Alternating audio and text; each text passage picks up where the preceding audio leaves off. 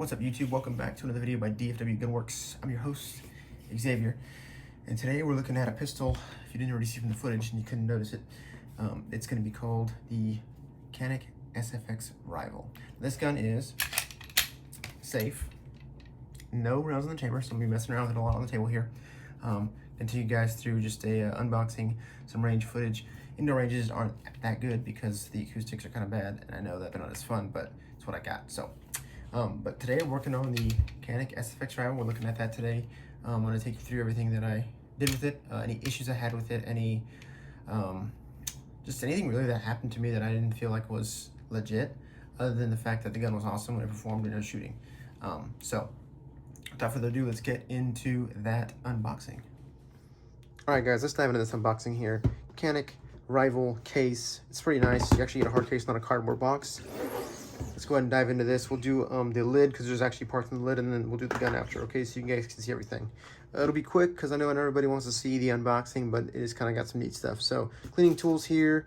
You do have a punch to be able to change out your back straps. It's a medium and a large. There's where the punch will actually go into on these here to punch out the pin. And then you have something pretty neat here. It is a toolkit. So it looks like a gun, but it's actually like a hex toolkit. And real quick, I'm going to show you guys what's in it.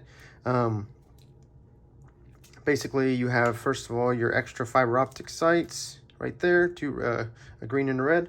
And then you also have your tools here. Now, here's your hex tool. Here is your, actually, I think I'm one of the only people that had this, that come with it, because I didn't see anybody else with the videos, but this is like a charging handle that screws into the optics plate on the slide. I'll show you guys that in a little bit. And then you have your screws to apply your what is it, your factory sight back onto the gun. And then you have your 3 different sizes of your mag release buttons. So I'll show you those in a little bit too.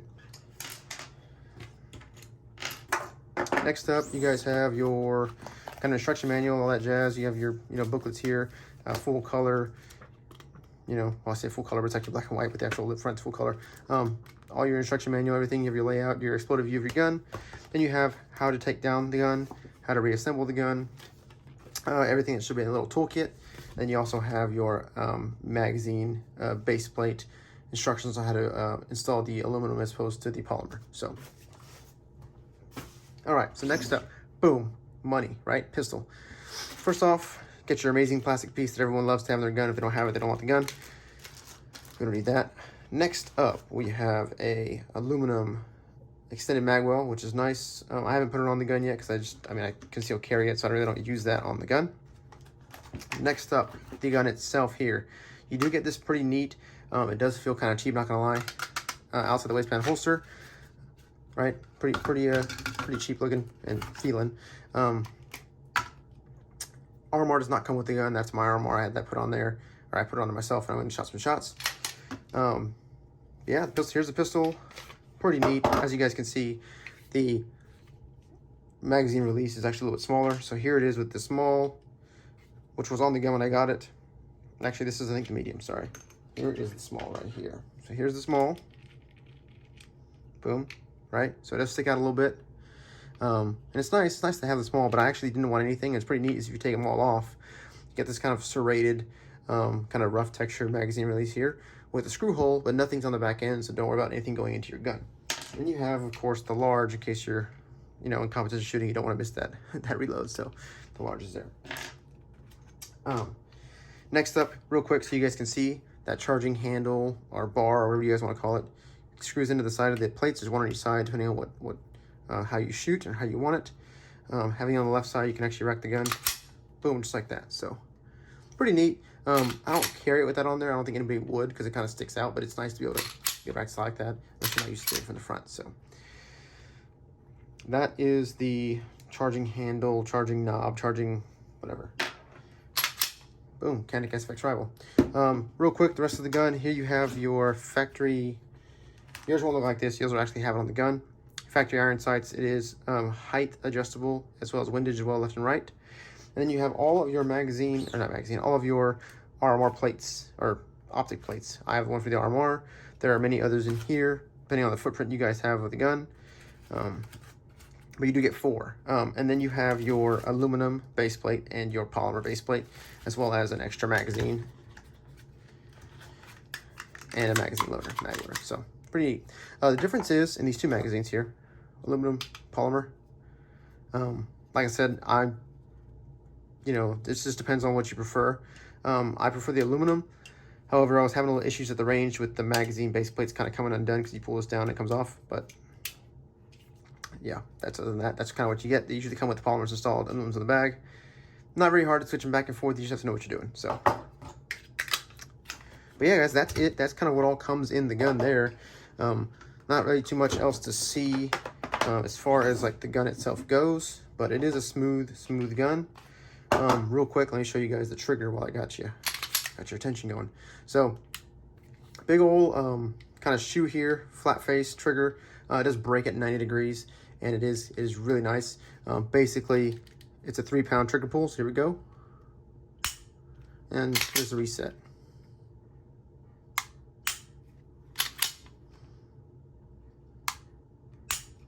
Super short. One more time. Again, 3-pound trigger pull. I usually conceal carry it, and I conceal carry it in a Legacy Firearms Co. appendix rig holster that I had custom made for this gun. I believe I was the first. I could be wrong about that, but they did not have the option on the website. I made a mistake, called them. They were able to make it for me, but this thing looks killer in the appendix rig. Boom. It is nice, and it is concealable. Many of you guys think that this full-size gun is not concealable, but it definitely is concealable. So, but yeah, that's it. That's what I got for you guys. Canik SFX Rival.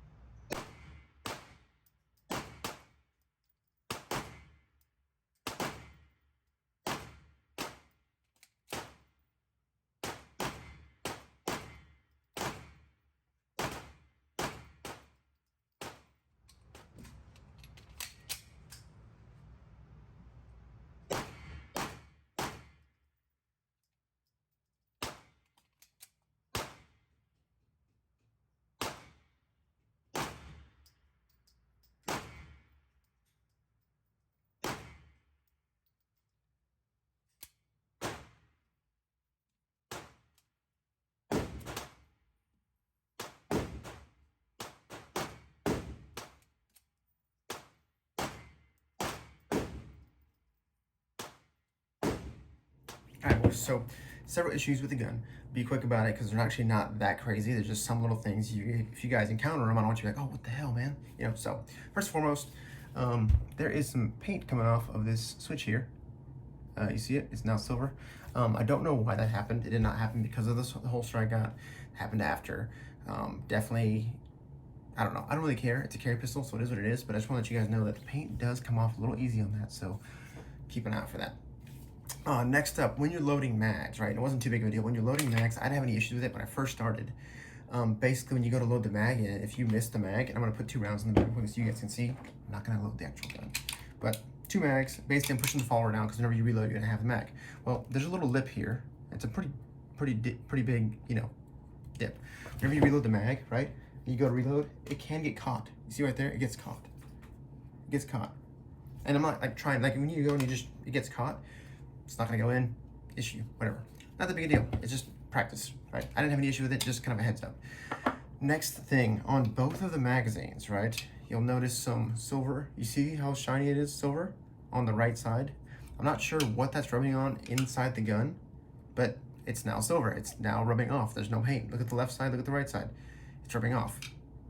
So I'm not sure what's going on with that. That could be an issue with the slide rubbing or something like that. Haven't figured that out yet. Just a heads up, just trying to give you guys all the information.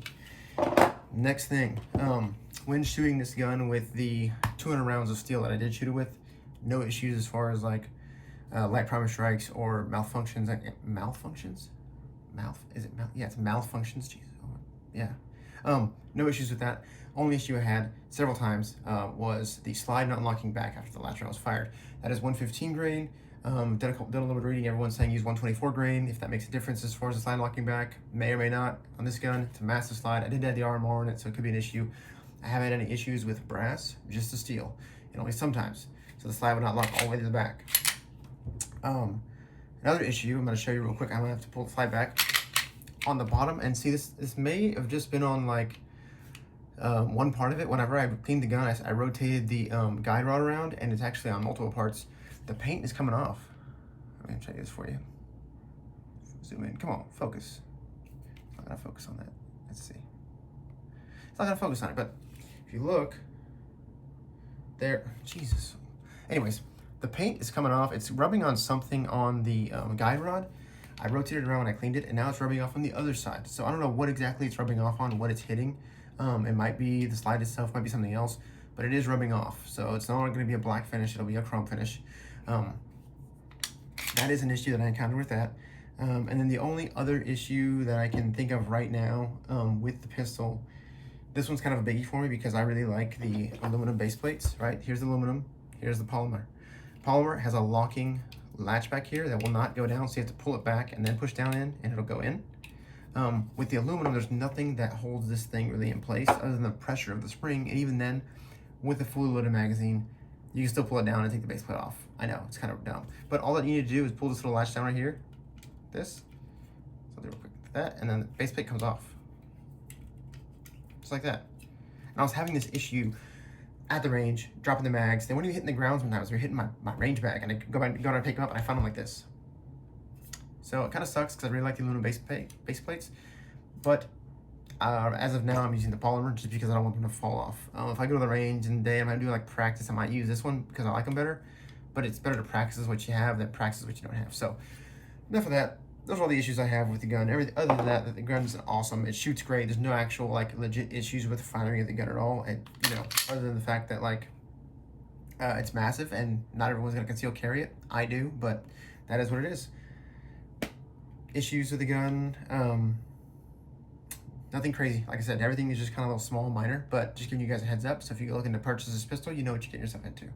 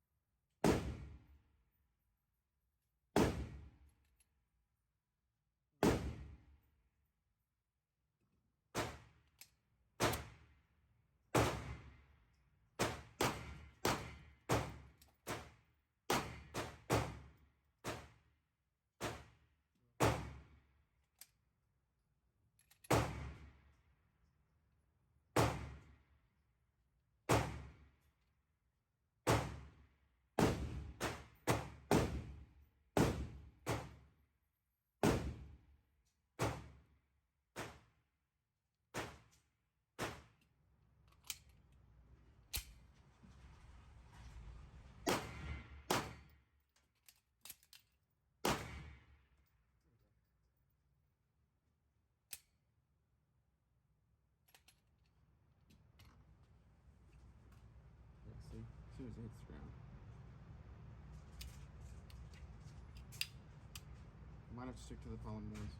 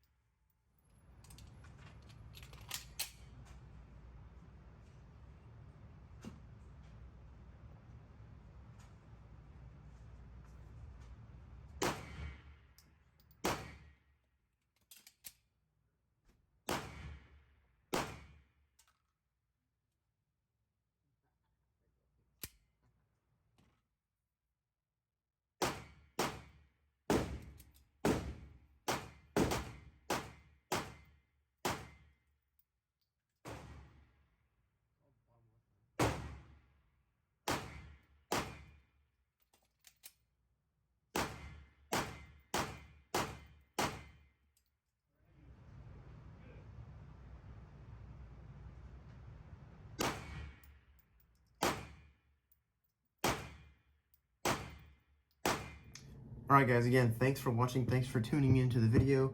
I may not be the most interesting pistol, but at the same time, it is beautiful. The Canik SFX Rival. Like I said, I carry it in a pinch rig. At the same time, I do have the outside waistband holster that came with the gun. I carry it. It does have a 3-pound trigger, right? So if you can, if you know how to control that trigger, right? There's nothing over here. It's a wall. If you can control that trigger, I mean, it's not as light of a trigger that most people would think it is, as opposed to like having like a 5-pound trigger, right? But I mean, like, you have to still have to put the pressure down just to be able to pull that trigger. So I carry it. Would I recommend getting one? Yes, the price is fantastic. I think I got mine for $629 plus tax. But when you get everything like the optic plates and all that jazz, like it's hard to beat, man. It's hard to beat. You don't get the optic, but you get all the plates. With that being said, I want to bring up the Patreon. I do have Patreon up, guys. I do try to use any profits from that to get ammo for the reviews. If anything, I try to get the ammo that I can have like the cheapest, because I want to be able to run that ammo through the gun to see if the guns will function with the cheapest ammo. At the same time, I do have expensive ammo. I try not to use that too much because I know that stuff's going to work. Not everybody out there can afford the most Gucci ammo, so if you can get like steel case Monarch and you can run that through the gun and it runs too just fine, I think that's spot on. So, with that being said, guys, I do have a Patreon. I'm trying to upload to it more. I am moving, so it'll be difficult right now in the next week to 2 weeks to be able to get some footage up onto it, but I will do that for you guys. Please don't forget to like, comment, subscribe to the videos. If you have any questions, if you have any recommendations, if you have any, I don't know, likes, dislikes, like I said, if you have anything to say about it, cool. I'm always, glad to take the input and all that stuff, but thank you guys again. Your support means everything, and we're almost at 500 subscribers. If not, we're already at 500 subscribers. I haven't checked today, but couldn't be here without you guys. So just want to give you guys that thanks, man. That being said, I'll catch you guys, like I said, in a week to 2 weeks. And yeah, man, I don't really have anything else for you guys. Canik SFX Rival. Don't forget, guys, carry in your constitutional carry states. If not, get your license to carry. There's a lot of information in those classes to be able to learn, to be able to know what to do, what not to do, and just stay vigilant, guys. But with all being said, peace.